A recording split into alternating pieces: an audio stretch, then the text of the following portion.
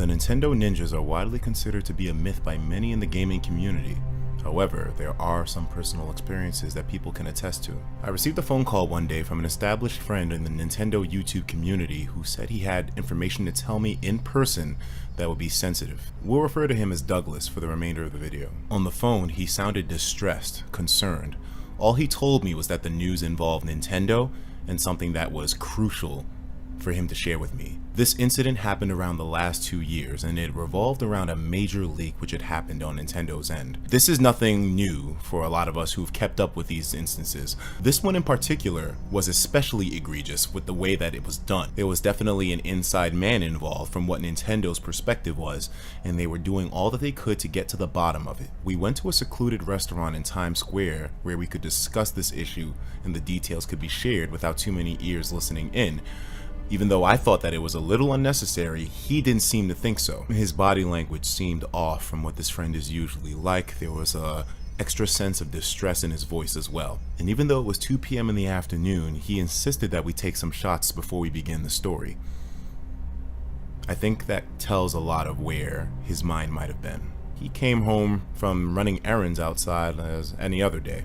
His mother told him that there were 2 individuals who had come earlier looking for him and asking to speak with him, who were dressed in business suits and seemed to have an air of professionalism about them. He goes up to his room, and later in the day, the individuals show up again. When he looked outside, after the doorbell rang, he noticed a large black Suburban parked across the street. Later on, after this incident, he asked his friends if they had seen this car earlier, and they said apparently it had been waiting since morning time. Maybe he left to do errands earlier in the day and therefore they might have missed him. When he goes to answer the door, there are 2 people there, and I'll be referring to these as Agent A and B. They introduce themselves by name and then they show identification that they're with Nintendo.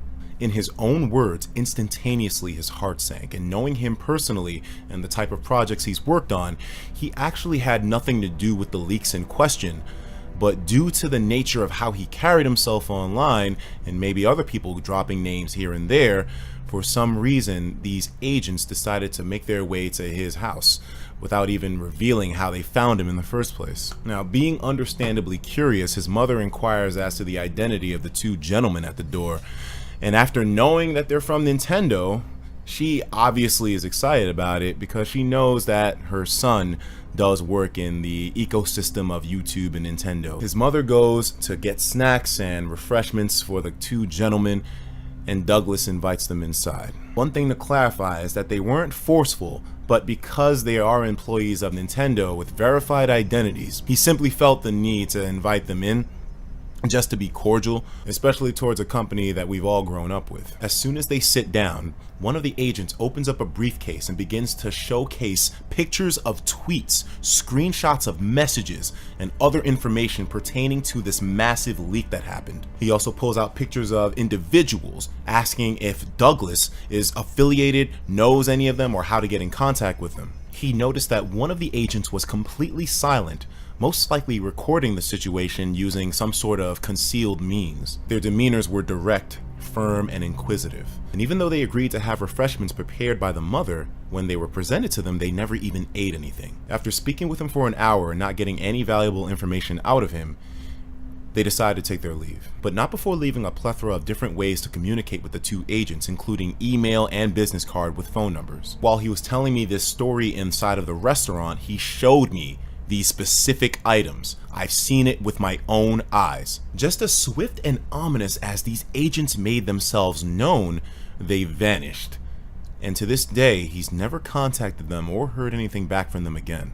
In terms of what the Nintendo Ninjas are, this is subject to interpretation. Maybe it could be their legal team or some sort of damage control to protect intellectual property or leaks. And despite a lot of details of this story being omitted or changed for the sake of privacy concerns, there are still a lot of factors to this which I know personally that I just can't share with you all that strike me as somewhat disturbing and kind of badass, to be honest with you. And if a trusted friend with a true story with certifiable documentation isn't enough to prove to you that this might be something legitimate, I've even had almost my own personal brush-in with the Nintendo Ninjas due to a certain foolish instance of trolling that I sort of engaged in at one point. Even if you don't believe the rumors or the legends or the myths themselves, I can tell you from my own personal experience and from stories that my friend Douglas had told me and stuff I've seen from others online that the Nintendo ninjas do exist. And even though we don't know how the entity themselves operate,